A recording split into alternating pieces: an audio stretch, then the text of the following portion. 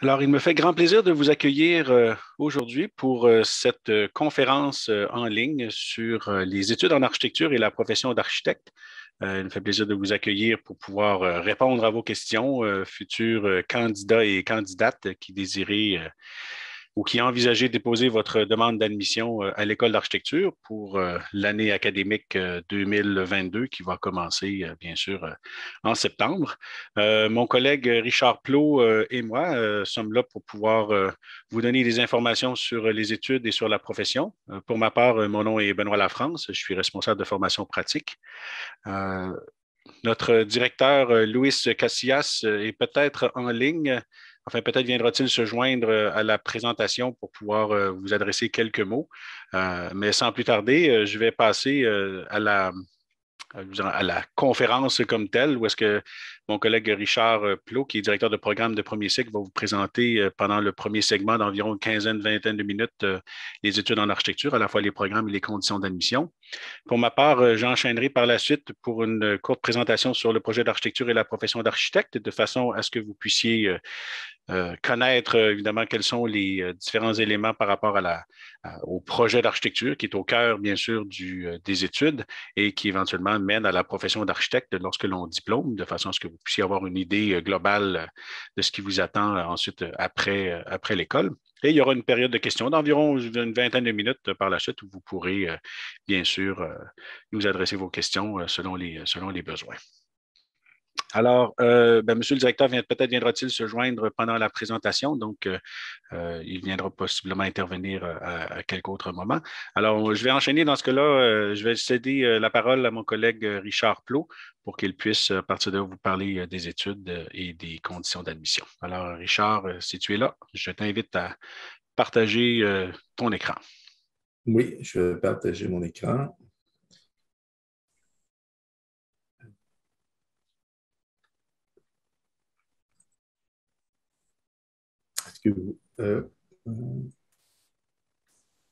Est-ce que vous voyez mon écran?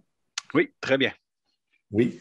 Bon, bienvenue à cette présentation. Je vous encourage aussi, pour ceux d'entre vous qui le peuvent, à aller visiter notre école, les locaux. Il y a des visites prévues durant toute la journée. Donc, je vais vous faire une présentation rapide pour vous présenter rapidement la formation en architecture puis nos programmes. Benoît va suivre en vous parlant plus de la profession d'architecte.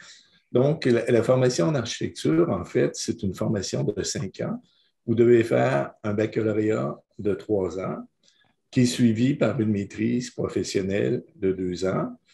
Et le diplôme de maîtrise professionnelle vous donne accès à l'Ordre des architectes du Québec. Donc, l'Ordre des architectes ont leurs propres critères. Là. Vous êtes architecte stagiaire pendant un certain temps. Mais pour avoir accès à l'Ordre des architectes, vous devez détenir une maîtrise professionnelle. Et c'est l'appartenance à l'Ordre des architectes est une obligation pour exercer en tant qu'architecte au Québec. Là. Donc, la formation, si vous voulez devenir architecte, en fait, c'est une formation de 5 ans. Notre programme est reconnu par tous les ordres professionnels en Amérique du Nord, puis reconnu aussi ailleurs en Europe. Donc, avec un diplôme, une maîtrise professionnelle en architecture de l'Université Laval, vous avez accès là, à tous les ordres professionnels nord-américains, puis à la plupart des ordres professionnels étrangers, lorsqu'il y en a. Donc, je disais, c'est une formation de 5 ans. On vous offre la possibilité aussi, de façon optionnelle, durant votre maîtrise professionnelle, de faire conjointement une maîtrise scientifique. Donc, une maîtrise scientifique, ça vous permet d'approfondir un point, de développer une spécialité.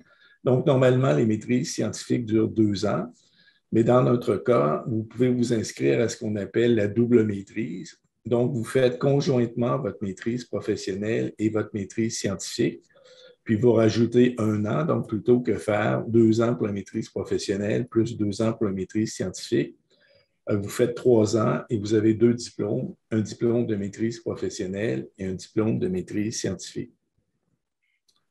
Donc, si on regarde le programme de baccalauréat, évidemment, vous commencez par le programme de baccalauréat. C'est le programme sur lequel vous envisagez de postuler. Donc, c'est un programme de 3 ans qui est contingenté. On a en fait 95 places de disponibles. Le programme est contingenté par le ministère de l'Éducation du Québec. Dans nos critères d'admission, vous devez posséder un diplôme collégial. On accepte tous les diplômes collégiaux, contrairement à d'autres écoles, mais on vous demande, si vous avez un diplôme dans une filière plus scientifique, ben, vous êtes admis sans autres conditions.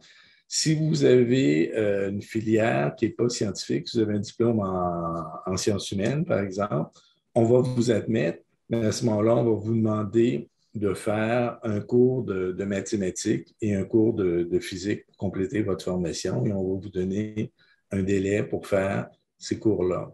Donc, notre seul critère d'admission, c'est d'être détenteur d'un diplôme collégial, et le choix des candidats se fait uniquement sur la cote de rendement, la cote R.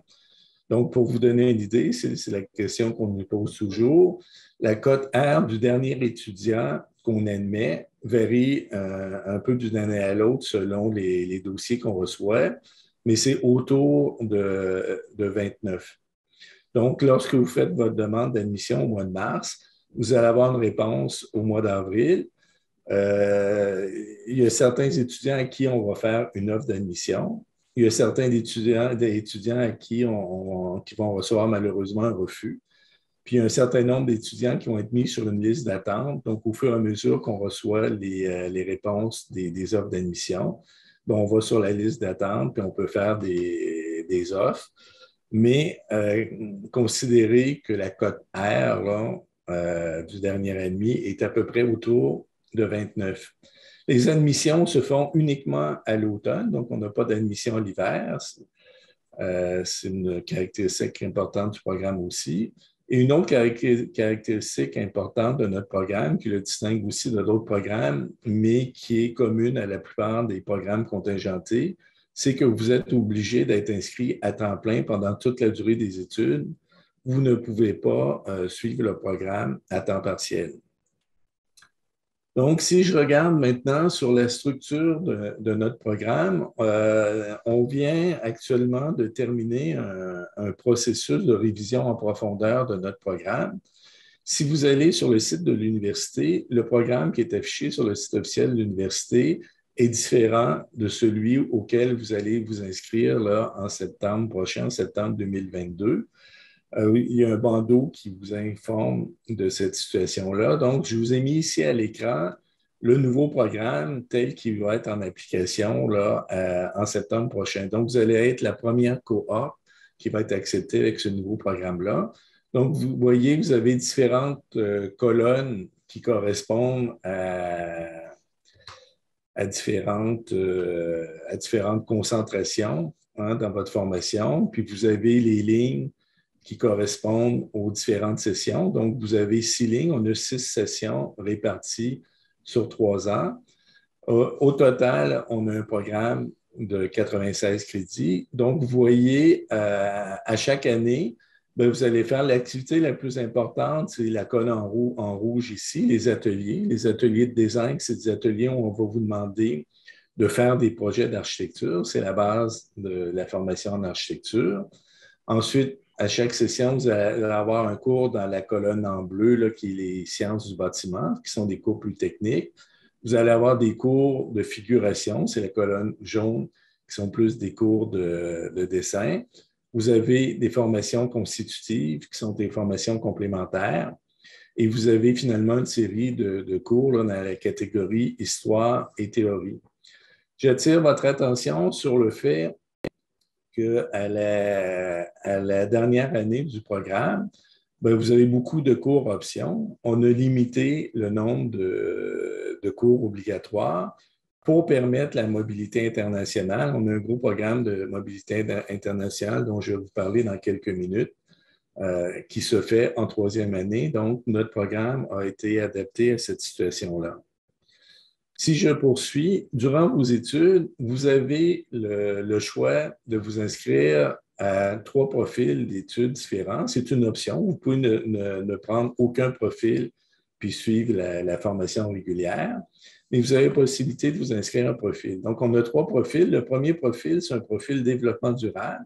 Donc, ça signifie que dans vos cours à option, vous allez choisir 12 cours à option qui rentrent dans la catégorie du développement durable. Et sur votre diplôme, vous allez avoir la mention profil développement durable. Le deuxième profil, c'est le profil entrepreneurial. Donc, là aussi, dans les cours à option, vous allez prendre 12 cours à option du profil entrepreneurial. Ça se fait en collaboration avec Entrepreneuriat Laval, qui est une entité à l'intérieur de l'Université Laval qui fait la promotion de l'entrepreneuriat. Donc, là-dedans, vous allez avoir 2 cours obligatoires en entrepreneuriat et vous allez avoir un projet pour monter un projet entrepreneurial. Donc, c'est le deuxième profil qui vous est proposé. Le troisième profil qui vous est proposé, c'est le profil international. Ce profil-là est très développé dans notre école. Je dirais que c'est ce qui nous distingue des autres écoles d'architecture au Canada. Puis même à l'université, on est le programme ou un des 2 programmes que le profil international le plus développé. Donc, les étudiants qui choisissent de s'inscrire au profil international, vous pouvez passer 1 ou 2 sessions à l'étranger en 3e année. Donc, pour vous soutenir financièrement, l'Université Laval offre des bourses d'études aux étudiants inscrits au profil international. Vous pouvez donc recevoir une bourse d'études de 3 000 $ par session. Donc, ceux qui partent une session ont une bourse de 3 000 $ et les étudiants qui partent 2 sessions ont une bourse de 6 000 $. Les activités que vous faites à l'étranger, bien évidemment, sont reconnues dans votre programme, nous sont créditées. On a 24 protocoles d'échange actuellement avec 10 pays différents. Donc, notre programme de mobilité est toujours en mouvement, là. Donc, on renouvelle certains protocoles, on en interrompt d'autres, on est toujours en négociation. Mais on a plusieurs destinations qu'on peut vous offrir. Donc, à l'Université Laval, dans notre école d'architecture, on a environ les 2/3 de nos étudiants, entre 50 et 60 étudiants par année, qui participent au profil international, puis qui vont à l'étranger. Ce que je voudrais préciser aussi, c'est que notre profil international est avantageux aussi pour les étudiants qui décident de rester à Québec et de ne pas s'inscrire au profil international, parce que comme nos protocoles d'échange, c'est des protocoles bipartites, donc en 3e année, nous, on envoie beaucoup d'étudiants à l'étranger et inversement, on reçoit beaucoup d'étudiants étrangers dans notre école. On a aussi toujours des professeurs invités étrangers. Cette année, on a un professeur espagnol puis un professeur italien, par exemple. Donc, même les étudiants qui choisissent de rester à Québec profitent un peu du profil international. C'est un peu le profil international qui vient à nous. Pour terminer, je voulais vous dire que si vous voulez avoir de l'information sur notre école, je vous invite à aller voir notre site Web. Sur notre site Web, vous allez avoir évidemment toutes les informations techniques là, sur le programme, ces choses-là. Mais je vous invite à aller voir les actualités, hein, les activités qu'on a à l'école. Vous pouvez aller voir les travaux des étudiants. Donc, ça va vous donner une bonne idée de la vie étudiante là, à notre école. Et je termine là-dessus. Je serais heureux de répondre à vos questions. Je ne sais pas si, Benoît, tu voulais prendre des périodes de questions tout de suite ou à la fin.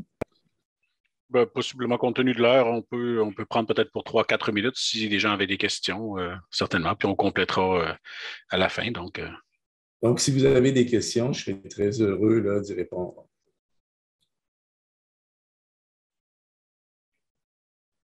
Alors, chers participants, je ne sais pas si vous avez des choses. Vous pouvez soit lever la main ou sinon, vous pouvez intervenir directement si vous en ressentez le besoin. Et sinon, ben, on enchaînera vers la suite des choses.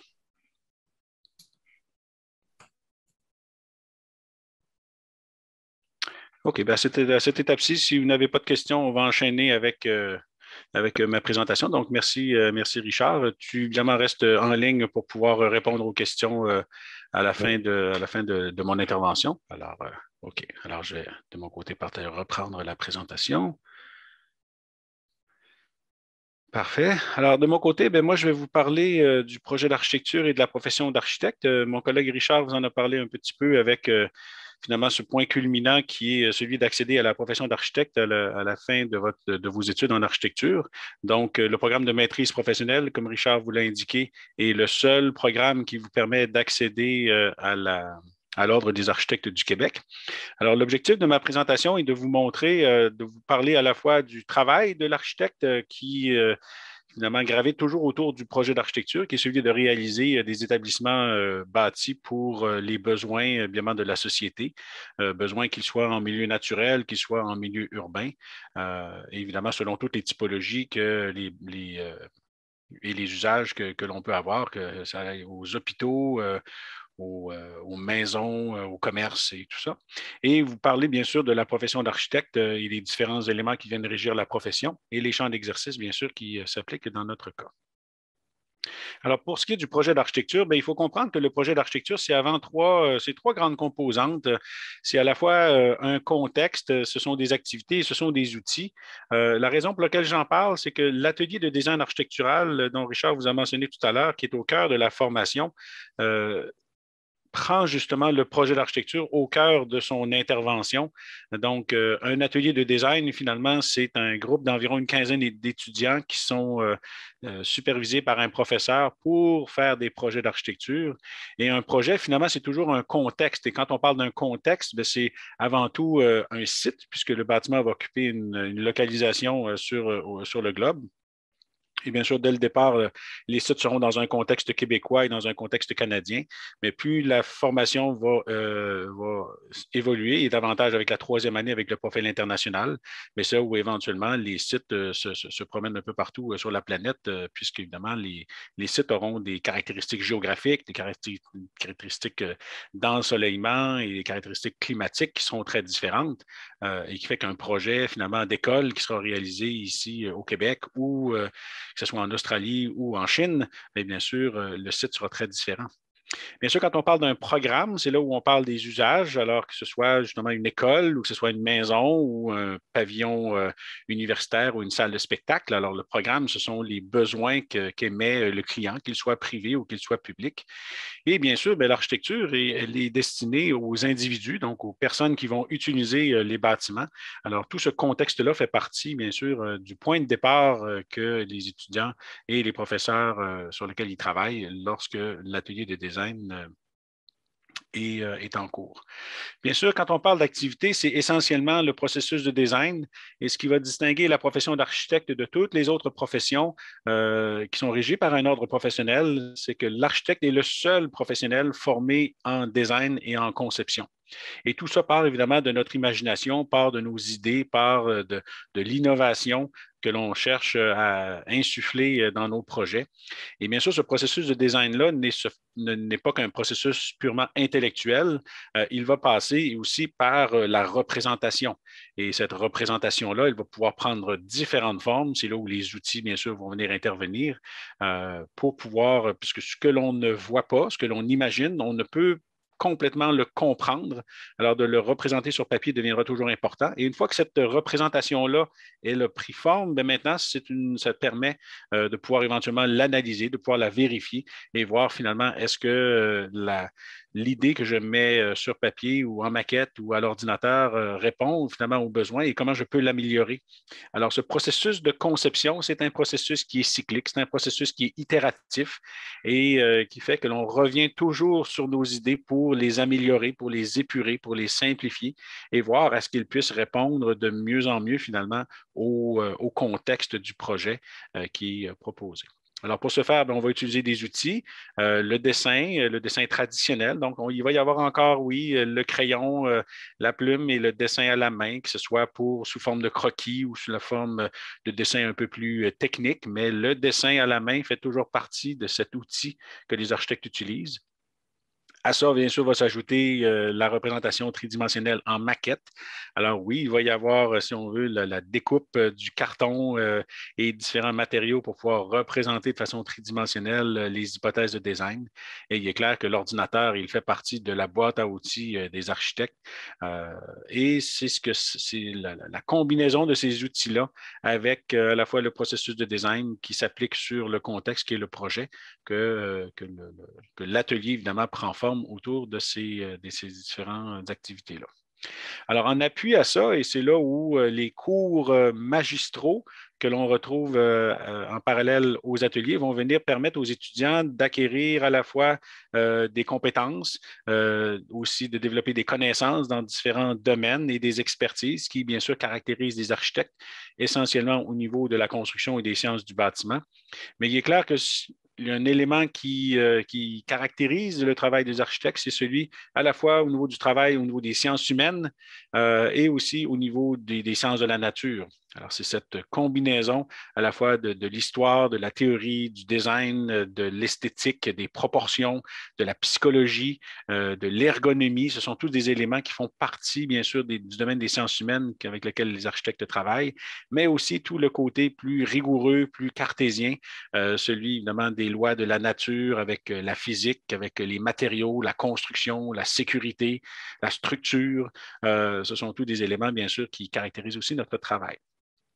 Les compétences qui sont à la fois développées, mais aussi que les architectes démontrent, c'est des compétences essentiellement en jugement critique pour poser éventuellement un diagnostic ou analyser et synthétiser des situations qui sont complexes. Et c'est là où les décisions devront se faire avec le jugement critique. Bien sûr, l'architecte va toujours travailler en équipe à résoudre des problèmes. C'est au cœur du processus de design. Et ensuite, bien, se développent des compétences de communication, à la fois à l'oral, à l'écrit et de façon graphique, par des exposés, par des dessins et par différents textes que les étudiants doivent rédiger. Il y a toujours une certaine dose d'intuition et de talent, même si en même temps, la formation, elle est là pour stimuler aussi justement votre intuition et développer votre talent.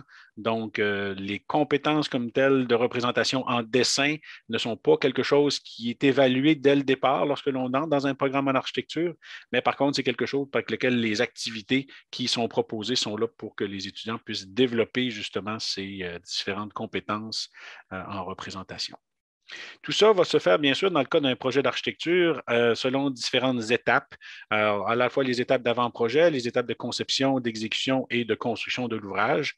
Il est clair que dans le cas d'un programme dans une école d'architecture, bien, les étapes de conception font partie essentielles, sont au cœur, bien sûr, de la formation, puisque c'est à l'école que les architectes apprennent le processus de design, apprennent à l'enrichir, à le documenter, à l'appuyer avec des argumentaires et avec des prises de position qui soient riches et qui s'appuient à la fois sur la littérature scientifique, aussi sur les bâtiments qui sont déjà construits. On va parler dans ce cas-là d'études de précédents, de façon à ce que les étudiants puissent développer des projets qui soient riches.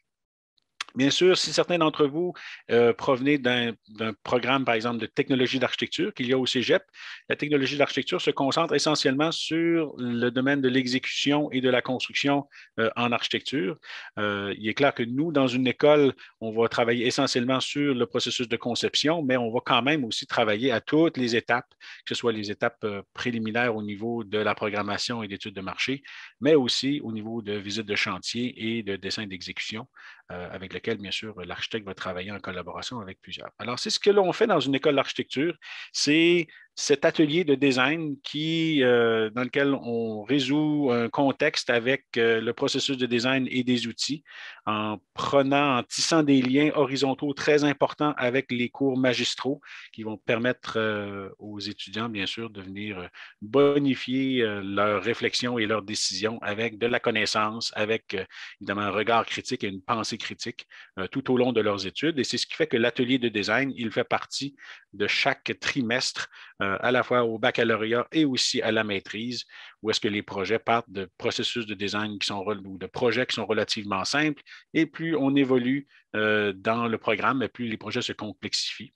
Donc, au départ, on commence avec des petites problématiques, souvent autour d'un habitat, d'un endroit où des maisons, et ensuite, on se dirige vers les édifices publics, donc les petits bâtiments de bureaux, petites écoles, et plus on progresse en deuxième et en troisième année, on se tourne vers les bâtiments existants, comment on transforme le patrimoine. Et ensuite, le bâtiment, il va se développer comme à la fois comme une entité, mais dans son contexte. Et ce contexte, il peut être dans la ville, et c'est là où le design urbain vient en ligne de compte, où là, éventuellement, le bâtiment fait partie d'un écosystème et d'un environnement bâti beaucoup plus complexe qui, bien sûr, va en grandir jusqu'au moment où on arrive à la maîtrise, où l'on va se spécialiser dans différents domaines, mais toujours à faire des projets d'architecture.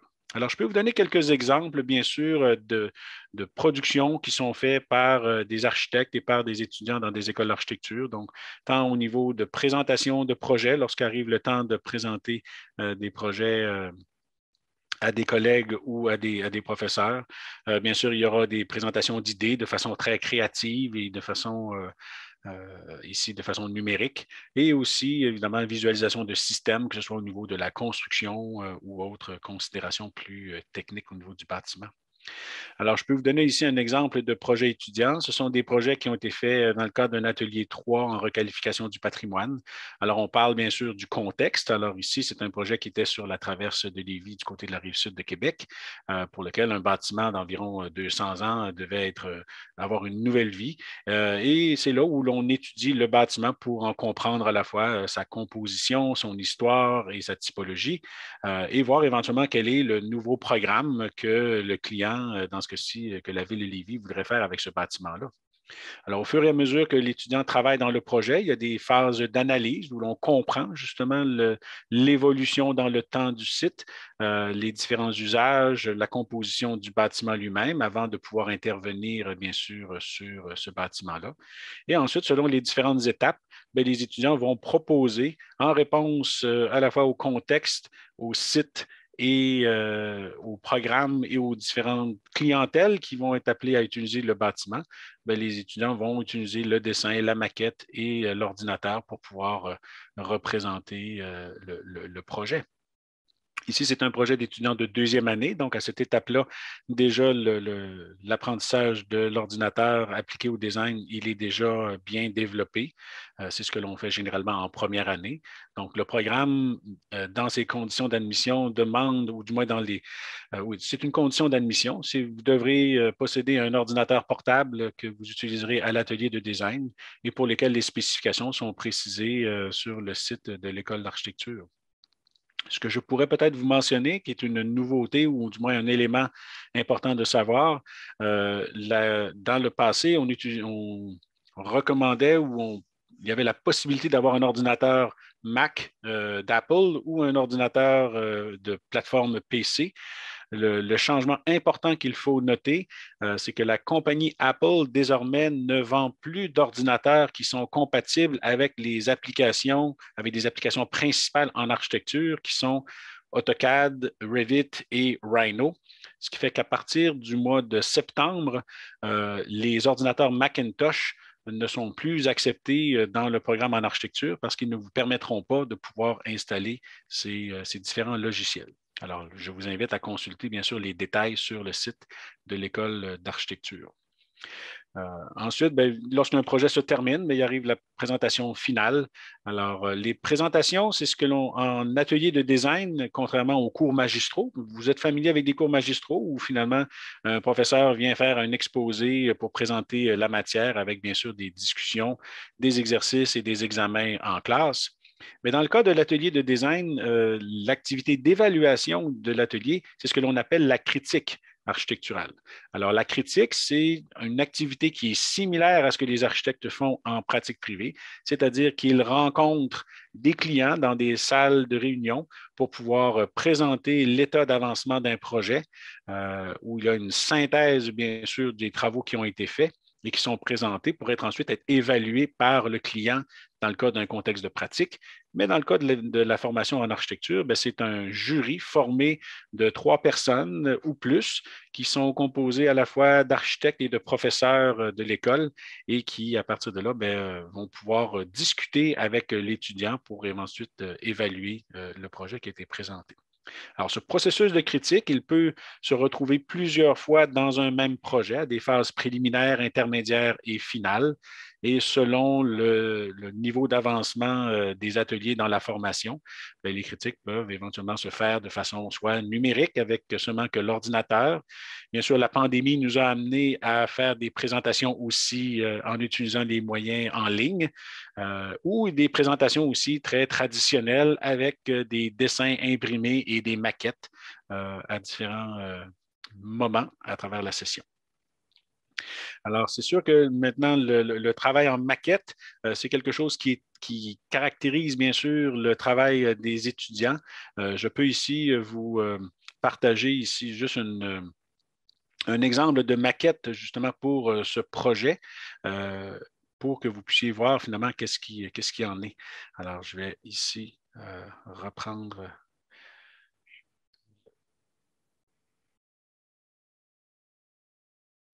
OK. Alors, je ne sais pas si vous voyez est-ce que vous voyez mon écran actuellement?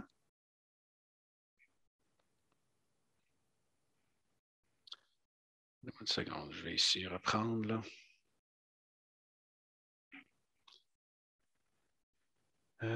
Ici, je me demande. Là.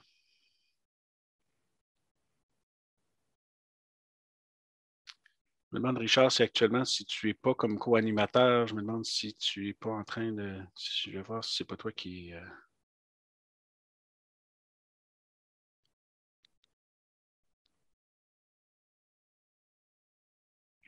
OK. Alors, vous avez ici un exemple de maquette qui a été produit justement par des étudiants dans le cadre de ce même projet que je vous ai présenté tout à l'heure. Alors, bien sûr, une maquette comme telle, c'est une représentation, bien sûr, qui est tridimensionnelle, qui est faite, bien sûr, de carton ou de différents matériaux et qui est là pour pouvoir représenter le projet dans son contexte. Alors, ces maquettes-là sont faites dès le départ. Ici, vous avez une maquette d'exploration qui est relativement petite et qui fait partie des premières étapes. Vous voyez que l'on explore avec le bâtiment existant qui est représenté avec les murs qui sont en blanc. Bien, vous avez l'intervention architecturale qui est à l'intérieur avec localisation à la fois des issues, des différents espaces de programme. Et évidemment, le but pour l'étudiant, c'est d'évaluer, bien sûr, si la proposition qu'il fait est pertinente. Bien sûr, le processus de design peut impliquer la production de plusieurs de ces petites maquettes qui permettent, bien sûr, de comparer différentes options que les étudiants pourraient développer. À la différence de nos collègues ingénieurs qui répondent aux problèmes avec les lois de la nature pour lesquels, pour des données similaires, bien, les résultats seront toujours les mêmes. Mais dans le cas d'un architecte, bien, comme on est dans le domaine un peu plus des idées et de la création, bien, il y aura toujours plusieurs solutions possibles pour une même problématique architecturale. Et c'est ce qui arrive avec ce fameux processus itératif, c'est cette compétence qui est celle, évidemment, d'explorer plusieurs scénarios, plusieurs manières de résoudre un même problème. Et c'est ce qui fait qu'en architecture, vous donnerez un projet à 10 architectes différents et vous aurez 10 projets différents. Et c'est ce qui fait, bien sûr, la différence. Alors ici, vous avez cette maquette qui est placée sur une base qui est un site. Bien sûr, les étudiants, lorsqu'ils font ces différentes maquettes, peuvent aussi utiliser des choses aussi simples qu'une lampe de poche pour pouvoir éventuellement simuler, par exemple, la course du soleil de façon à évaluer quel sera l'impact en fonction du nord, quel sera l'impact de la course du soleil sur le projet. Alors, bien sûr, ici, de façon euh, physique avec la lumière, c'est quelque chose que l'on peut faire. Bien sûr, les étudiants utilisent aussi des logiciels de modélisation 3D pour leur permettre de faire des modèles 3D. Mais la maquette est un outil, bien sûr, très intuitif et qui fait partie du processus de design. Bien sûr, ces maquettes-là, éventuellement, peuvent prendre différentes échelles. Et vous voyez que pour le même projet, vous avez une maquette qui est encore d'une plus grande échelle, d'une plus grande dimension, et à partir duquel ben, vous pourrez encore là, selon différents niveaux, représenter bien sûr le projet et la spatialité à l'intérieur de ce projet-là, selon les besoins. Alors, vous allez voir que la maquette, elle fait partie, bien sûr, du travail quotidien des étudiants en architecture. L'école est équipée de plusieurs équipements permettant de pouvoir découper numériquement des objets, des éléments de carton. Et c'est ce qui fait que, bien sûr, de façon graduelle, on se tourne vers ce que l'on appellera la fabrication numérique, pour lequel, bien sûr, l'impression 3D va faire partie, bien sûr, du processus, des outils que les étudiants vont pouvoir exploiter dans le cadre de leur travail. Alors, bien sûr, on vous invite, si jamais vous avez l'occasion d'aller visiter l'école d'architecture, de façon à ce que vous puissiez voir les différents équipements qui sont mis à notre disposition. Donc, à la fois les imprimantes, les différents traceurs grand format pour pouvoir imprimer en grand format ces différentes planches, ainsi que, bien sûr, notre Fab Lab et notre découpeuse numérique pour lequel on peut découper du carton, du contreplaqué ou de l'acrylique, ou éventuellement imprimer ou faire de la découpe laser ou de l'impression 3D plastique avec les équipements du Fab Lab. Alors, si maintenant, alors le projet d'architecture, c'est tout ça. C'est ce que l'on fait dans une école d'architecture et cette activité d'atelier de design, c'est la même activité que l'on fait en pratique privée de l'architecture à travers les différentes étapes de réalisation d'un projet. Alors, des exemples ici d'un projet de professionnel. Alors, vous allez voir que finalement, les professionnels architectes en pratique, ici, c'est le concours du diamant à Québec qui est démontré sur le site des concours canadiens de l'Université de Montréal et pour lequel, finalement, vous voyez que les outils qui sont utilisés par les architectes en pratique privée sont, somme toute, similaires à ceux que les étudiants emploient dans leurs études. Bien sûr, maintenant, les professionnels qui le font en agence d'architecture le font pour, bien sûr, réaliser et construire des bâtiments. Et c'est là où est-ce que les étudiants, lorsqu'ils quittent, bien sûr, l'architecture, lorsqu'ils quittent l'école d'architecture, vont pouvoir joindre les équipes de travail dans les bureaux d'architectes pour répéter, bien sûr, la même problématique autour des projets d'architecture. Alors, la profession d'architecte, il faut se rappeler que l'architecte, c'est un chef d'orchestre. Alors, c'est lui qui collabore, bien sûr, avec un client lors de la conception, de l'exécution et de la surveillance d'un chantier à partir de la commande et du mandat qui est à réaliser. Alors, avec les professionnels, l'architecte sera appelé à travailler avec nos collègues ingénieurs, essentiellement les ingénieurs en structure, et également les ingénieurs en mécanique et en électricité, mais aussi d'autres différents professionnels du domaine de la construction pour pouvoir travailler en équipe avec eux. Les donneurs d'ouvrages, évidemment, il y en a de deux catégories. Les clients privés, donc c'est à la fois des particuliers ou des compagnies ou des corporations, et le secteur public, que ce soit les municipalités, les gouvernements, les ministères et le gouvernement du Canada. Évidemment, la profession d'architecte, elle est gérée au Québec par l'Ordre des architectes du Québec. Donc, comme c'est un ordre professionnel, le titre d'architecte, c'est un titre qui est vraiment réservé seulement qu'aux architectes. Et à ce titre-là, vient un champ de pratique qui est réservé exclusivement pour les architectes. Et c'est là où est-ce que l'accession au titre, il se fait seulement par le programme de maîtrise en architecture. Et une fois que les étudiants auront acquis une certaine scolarité, qui je pense est de 60 crédits au niveau du baccalauréat, les étudiants pourront commencer à faire des stages professionnels qui sont rémunérés en entreprise dans des bureaux d'architectes ou pour une durée d'environ 2 ans, qui est de 3 720 heures. Et bien sûr, à l'issue du stage professionnel, viennent les examens professionnels qui sont gérés par l'Ordre des architectes du Québec, auquel je vous invite bien sûr à consulter le site Web pour les différents détails. Par la suite, bien évidemment, il faut savoir que les stages, comme je vous le mentionnais, c'est directement dans des bureaux à réaliser des projets à travers les différentes étapes du projet d'architecture et sous la supervision d'architectes et d'un mentor pour assurer, bien sûr, que la cohérence du stage tout au long de ce stage-là soit cohérente. Il est à noter que si vous débutez des stages en architecture pendant les études à l'école, vous avez l'obligation d'être sous la supervision directe d'un architecte pour que vos heures soient reconnues pour votre stage par l'Ordre des architectes. Alors, sur ça, bien évidemment, ce sera au plaisir de vous rencontrer.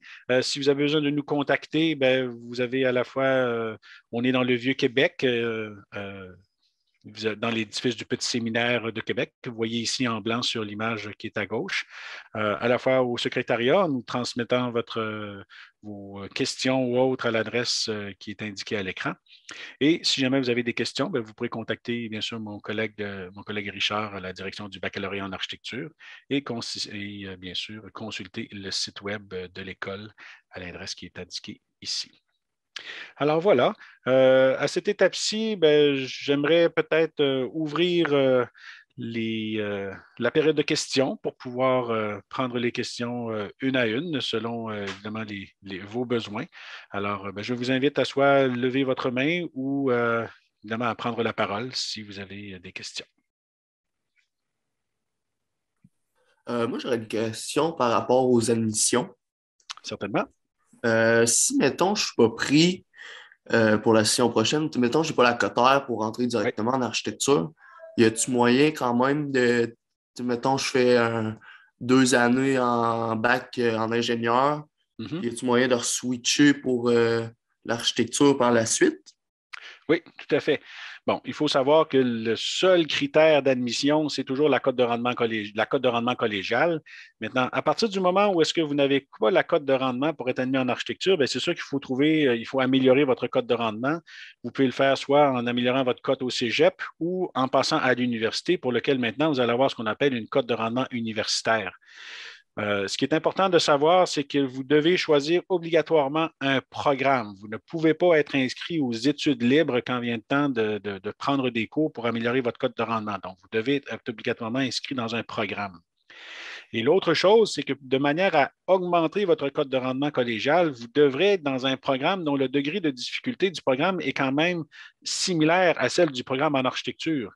Donc, il est clair que si vous optez pour un programme en sciences humaines ou en histoire de l'art, vous verrez que l'indice de force du programme n'est pas suffisant pour améliorer votre moyenne. Donc, même si vous avez des A+, dans un programme qui est facile, bien, c'est sûr que ce ne sera peut-être pas nécessaire pour entrer. Donc, c'est sûr que vous faites allusion ici à un programme en sciences et génie. Alors, il est clair qu'un programme en sciences et génie est d'un niveau de difficulté supérieur et qui va faire en sorte que vous pourrez améliorer votre cote de rendement.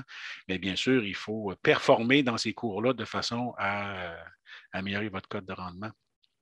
Maintenant, si jamais, pour une raison quelconque, si vous n'arrivez pas à augmenter votre cote de rendement, bien, c'est sûr que là, il faudra. Bien, ce que je voulais dire par là, c'est qu'il faut savoir que si vous faites votre demande d'admission cette année et que vous n'êtes pas accepté, par exemple, bien évidemment, vous compléterez éventuellement votre cégep. Et si vous vous inscrivez en sciences et génie, bien, l'année prochaine, lorsque viendra le temps d'appliquer, bien, vous n'aurez complété qu'un seul trimestre en sciences et génie. Et il faut savoir que maintenant, la cote de rendement universitaire va être calculée au prorata du nombre de crédits universitaires que vous aurez complétés. Et c'est à raison généralement de 2 par crédit. Alors, si par exemple à l'automne, vous avez complété 15 crédits universitaires, bien, à 2 par crédit, bien, 30 de votre cote de rendement universitaire proviendra de vos résultats universitaires et 70 viendront de vos résultats collégiaux. Et là, bien évidemment, la cote de rendement sera générée et évidemment, on souhaite que vous soyez accepté. Mais si ce n'était pas le cas, bien là, dans ce cas-là, vous auriez à compléter une deuxième année de votre programme en sciences et génie et pour lequel maintenant vous auriez accumulé 45 crédits, ce qui veut dire 90 de la cote de rendement universitaire proviendrait des résultats universitaires et un dernier 10 viendrait du collégial. Alors, ce que je veux dire par là, c'est que vous allez voir que il est important pour vous de performer dans le programme que vous avez choisi. Ce programme-là, il faut le choisir quand même de façon importante parce que ça pourrait devenir éventuellement votre plan A, si jamais enfin, ça pourrait devenir votre profession si vous n'arriviez pas à rentrer en architecture. Alors, il faut choisir un programme qui vous intéresse, un programme dans lequel vous allez pouvoir performer. Et c'est important dans ce cas-là de choisir un programme dont le degré de difficulté est quand même substantiel. Si je peux me permettre, Oui. si je peux me permettre, Benoît, si ta cote est près de 29 et près de notre cote d'admission, ce qui est le plus facile, c'est de bonifier ta cote collégiale. Donc, si tu n'as pas fini ta formation et que tu peux reprendre des cours que tu as déjà faits pour avoir des meilleures notes, c'est ce qui est le plus facile. Si tu vas dans un autre programme, mais comme Benoît dit, c'est très difficile de changer après un an, à moins que tu sois tout près là, de la cote R minimum, parce que tu n'auras pas suffisamment de crédits acquis.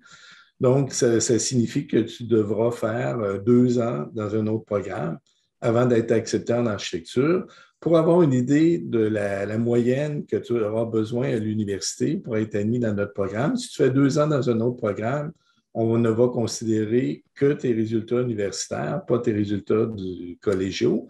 Donc, si tu vas sur le site de l'Université Laval, tu peux, dans l'outil de recherche, taper cote Laval, puis on va te donner là, la méthode de calcul pour calculer ce qu'on appelle la cote Laval, qui est l'équivalent de la cote R collégiale. Donc, selon le programme que tu choisis, tu parlais d'un programme de génie civil ou génie mécanique, etc., tu vas avoir un tableau qui va te donner la moyenne que tu dois avoir, la relation entre la moyenne dans ce programme-là et la cote Laval, la cote R. Donc, ça va te donner une bonne idée de quelle doit être la note moyenne que tu dois maintenir dans ce programme-là pour être admis en architecture. Je ne sais pas si c'est clair. Oui. C'est Cote Laval, vous avez dit? Oui, tape sur le site web, là, dans l'outil de recherche, Cote Laval.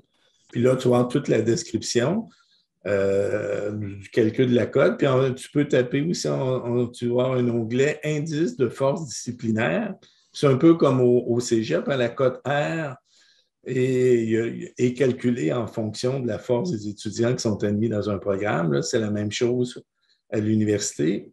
Donc, si tu vas voir l'indice de force disciplinaire, tu vas avoir un tableau avec tous les programmes à l'Université Laval, puis tu vas avoir les moyennes dans ces programmes-là avec la cote Laval équivalente, là. Puis la cote Laval est considérée comme la cote R. Donc, ça va te donner une idée, selon le programme. Tu vois, pour avoir une cote R, disons, de 30, mais selon la force du programme, on va peut-être te demander une moyenne de B+, ou une moyenne de A. Je comprends, ça dépend du programme que tu vas choisir. Donc, je pense que c'est important pour toi de faire cet exercice-là pour avoir l'heure juste puis savoir c'est quoi que tu dois viser là, comme résultat. Oui, OK. Parfait. C'est bon. Merci beaucoup. Ça répond bien à ma question. Parfait. Est-ce que d'autres personnes aimeraient intervenir? Il y a une question qui nous a été posée, Richard, sur le chat, qui nous indique OK, j'aimerais poser ma candidature depuis l'École d'architecture française de Lyon pour l'année universitaire 2022-23. Recherchez-vous des profils d'étudiants en particulier? Donc, pour une candidate qui viendrait de France, qu'en est-il? Oui, c'est une bonne question. On a effectivement, dans la présentation, on a parlé surtout des candidats québécois avec la cote R, mais pour les étudiants étrangers, évidemment, il n'y a pas de cote R. Donc, vous pouvez tout à fait faire une demande d'admission, puis à chaque année, on admet des étudiants étrangers. Dans ce cas-là, pour les pays comme la France, généralement, c'est des pays qu'on connaît bien.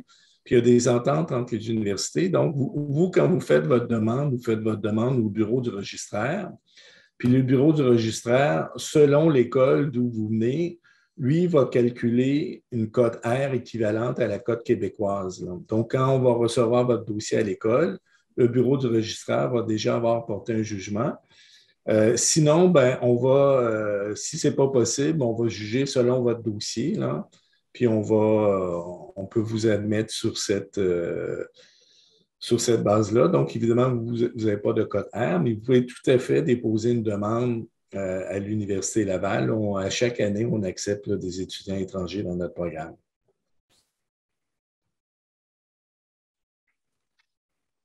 Bon, très bien. Peut-être y a-t-il... je sais que parfois, il y a des questions qui sont posées par rapport aux étudiants qui proviendraient d'autres provinces, à la fois les étudiants qui viendraient d'Ontario ou qui proviendraient du Nouveau-Brunswick. Oui, c'est la même chose. On évalue, dans ce cas-là, on évalue le dossier. Puis, dans certains cas, le bureau du registraire ont des ententes, c'est des écoles qui connaissent bien. Donc, eux vont calculer une cote R équivalente. Puis, si ce n'est pas le cas, ce n'est pas possible, nous, on va évaluer le dossier. Puis, c'est du cas par cas, là. On va évaluer si ça correspond à nos critères. Ouais. Parce qu'il me semble qu'il peut y avoir aussi des exigences, bien sûr, de maîtrise du français qui peuvent être demandées dans un cas comme ça. Et il peut y avoir des scolarités préparatoires qui peuvent être faites là, au niveau du français, de la philosophie ou, bref, il y a certains cours de cégep, là, des fois, là, que selon si le candidat a 14 ou 15 ans de scolarité, là, il y a des dispositions particulières. Là. Effectivement, on est une université francophone, les cours sont en français, donc les étudiants doivent maîtriser le français. Évidemment, pour un étudiant français, là, je pense que la question ne se pose pas. Et puis, comme je disais tout à l'heure, on accepte tous les profils. Hein. Il y a quelques années en arrière, on n'acceptait que des profils en sciences de la nature. Donc, c'est la même chose pour les étudiants étrangers. Ces étudiants ont un profil plus scientifique, on les accepte sans condition. S'ils ont un profil plus sciences humaines, on pourrait les accepter, mais à la condition qu'ils suivent un cours de maths et ou un cours de physique, là, selon leur formation. Parfait. Ensuite, Florence Charret nous pose la question aussi, à savoir, serait-il possible d'avoir un exemple d'un horaire typique d'une semaine de cours pour un étudiant? Alors, le nombre attribué aux ateliers versus aux cours. Ce que je pourrais peut-être vous mentionner, Mme Charret, dans un premier temps, c'est qu'une session typique à l'école comporte de 15 à 16 crédits. Alors, pour les cours magistraux, qui sont généralement des cours de 3 crédits, on parle de 3 heures de cours par semaine pour les cours magistraux. Et pour l'atelier de design, on parle de 9 heures de cours ou de présence à l'atelier, puisque l'atelier, bien sûr, ce sont aussi des espaces, des moments dirigés par un professeur, mais aussi où il y a du travail en équipe qui se font à l'atelier. Pour chacun des cours du programme, vous remarquerez qu'il y a une pondération aussi selon le nombre de présences en classe et le nombre d'heures de travail personnel. Donc, pour le cas des cours magistraux, bien, généralement, c'est une pondération qui est équivalente au nombre d'heures de cours par semaine. Donc, il y a généralement 3 heures à 6 heures de travail personnel pour les cours. Et dans le cas de l'atelier de design, bien, il y a aussi un nombre conséquent. Donc, j'oublie peut-être le nombre d'heures par atelier. Là. Je pense que c'est 9 heures par atelier, mais pour avoir une bonne idée, Florence, tu peux aller si tu vas sur le site web de notre école, il y a l'horaire de cours pour l'hiver. Ouais. Donc, si tu cliques là-dessus, tu vas avoir tout l'horaire de cours. Tu vas avoir l'horaire de cours et par couleur. Chaque année est associé à une couleur. Donc, ça va te donner une très bonne idée. En fait, tu vas avoir l'horaire typique là, de nos étudiants pour chacune des 5 années, en fait, des 3 années de bac, des 2 années de maîtrise. Évidemment, j'ajouterai possiblement à ça, c'est que vous verrez que dans le cadre de l'atelier de design, généralement, les ateliers sont soit le lundi et jeudi pendant la semaine, donc 3 heures le lundi, 6 heures le jeudi, ou sinon, ça peut être 6 heures le mardi et 3 heures le vendredi. Donc, les ateliers sont généralement répartis comme ça, lundi, jeudi ou mardi, vendredi. Et la journée du mercredi est généralement consacrée pour des cours magistraux, bien qu'il peut y avoir des cours comme ça à différentes plages horaires pendant la semaine. Très bien. Y avait-il d'autres questions ou d'autres interventions que vous pourriez avoir et à nous poser comme question à Richard et moi?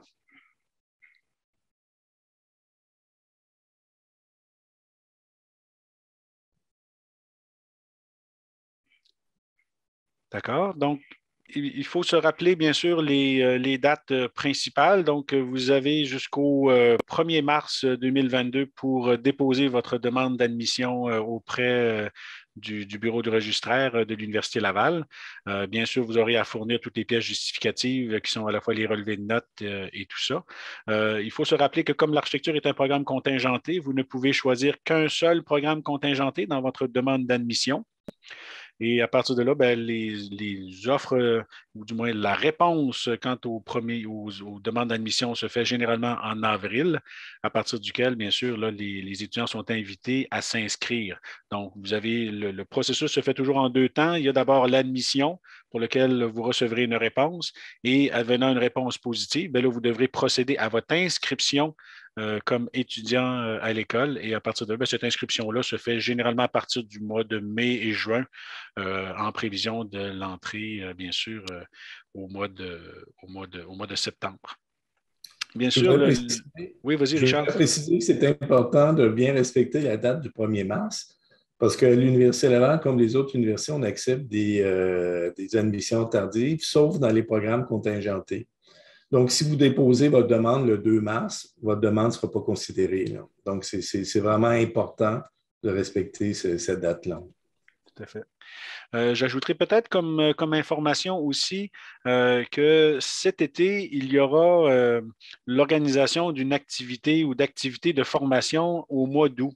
Donc, avec l'arrivée du nouveau programme, on parle de faire un cours de dessin dans la deuxième partie du mois d'août, où des cohortes d'environ une quinzaine ou une trentaine d'étudiants, selon les inscriptions, pourront aller faire des cours de dessin à l'extérieur de la région de Québec. Ici, on parle dans le secteur de la Côte-de-Beaupré, au Cap-Tourmente, où il y aura la possibilité de s'inscrire pour faire de l'exercice de dessin, à la fois de dessin d'observation et de dessin d'architecture sur place.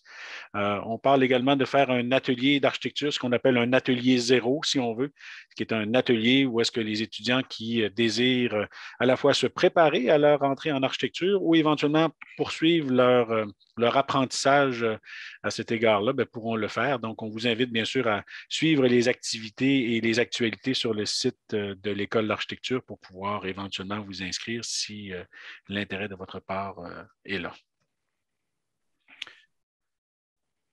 Sinon, y avait-il d'autres informations que vous aimeriez peut-être connaître à ce moment-ci? Ça va?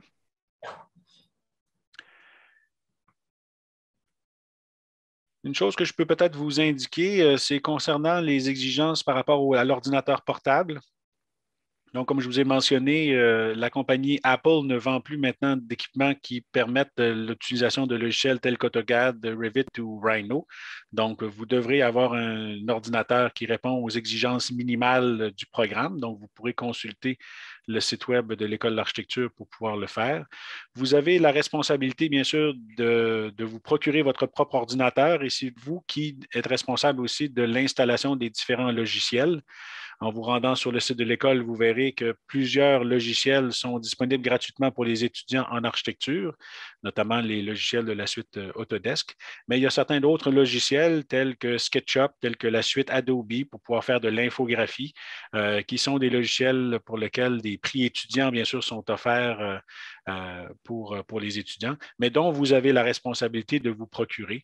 Donc, on vous invite encore là à consulter le site de l'école dans la rubrique, bien sûr, au niveau des services et des services informatiques pour avoir les différents détails. Les détails pour cet automne sont généralement publiés au mois de mai, lorsque, évidemment, les étudiants ont reçu leur offre ou leur réponse par rapport à leur admission. Et c'est là où les détails seront mis à jour à cet effet-là. Et évidemment, bien, on vous invite à suivre le site de l'université concernant le nouveau programme qui va entrer en fonction au mois de septembre, de façon à ce que vous puissiez avoir les détails au fur et à mesure que le programme suit son cours dans les entités universitaires. Alors voilà, je pense que ça complète, à moins qu'il y ait quelques questions ou le temps d'une dernière question. Alors, ça complète finalement notre conférence d'aujourd'hui. On vous remercie beaucoup pour votre participation. Et encore là, bien, on vous invite à venir nous rendre visite à l'École d'architecture selon les heures normales, bien sûr, de bureau. Et bien sûr, à déposer votre demande d'admission avant le 1er mars pour être sûr de faire partie du processus pour cette année. Alors, bien, on vous remercie de votre présence et de votre participation et on vous souhaite une bonne fin de journée. Et sur ce, bien, je vais mettre fin à l'enregistrement.